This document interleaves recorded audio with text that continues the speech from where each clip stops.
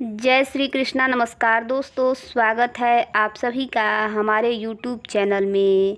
आज के इस वीडियो में मैं आप लोगों को अजा एकादशी की व्रत कथा सुनाऊंगी, जो इस प्रकार है। एक समय की बात है, कुंती पुत्र युधिष्ठिर ने श्री कृष्ण से पूछा, हे भगवान, भाद्रपद कृष्ण एकादशी का क्या नाम है? इस व्रत को करने की क्या विधि है? कृपया करके आप मुझे इस व्रत की विधि, कथा और इसका महत्व सुनाइए। भगवान श्री कृष्ण कहते हैं, धर्मराज, भाद्रपद कृष्ण पक्ष की एकादशी का नाम अजा एकादशी है। यह समस्त पापों का नाश करने वाली है। इस एकादशी के दिन भगवान श्री हरि विष्णु की पूजा की जाती है। जो मनुष्य इस दिन श्री हरि विष्णु की पूजा करते हैं, उन्हें वैकुंठ की प्राप्ति होती है। आइए अब मैं आपको अजा एकादशी की व्रत कथा सुनाता हूँ। सत्यवादी हरिश्चंद्र नाम का एक चक्रवर्ती राजा राज्य करता था। उसने विश्वामित्र को दक्षिणा छुपाने के लिए अपना सारा राज्य त्याग दिया, साथ ही अपनी पुत्री, पुत्र तथा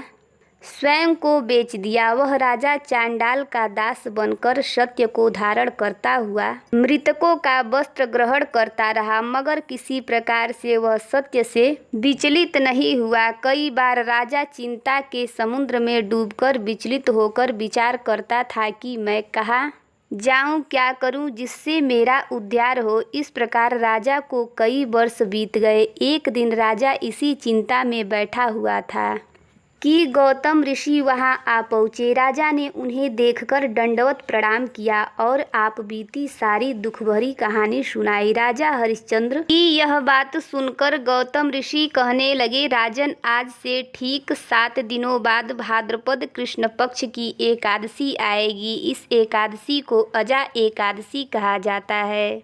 आप विधि पूर्वक इस व्रत को करें। इस व्रत के प्रभाव से आपके समस्त पाप नष्ट हो जाएंगे। इस प्रकार राजा से कहकर गौतम ऋषि उसी समय अंतर ध्यान हो गए। राजा ने उनके कहे अनुसार एकादशी आने पर विधि पूर्वक व्रत किया, जागरण किया। इसी बीच राजा हरिश्चंद्र का पुत्र रोहित सांप के डसने से मृत्यु को प्राप्त हुआ।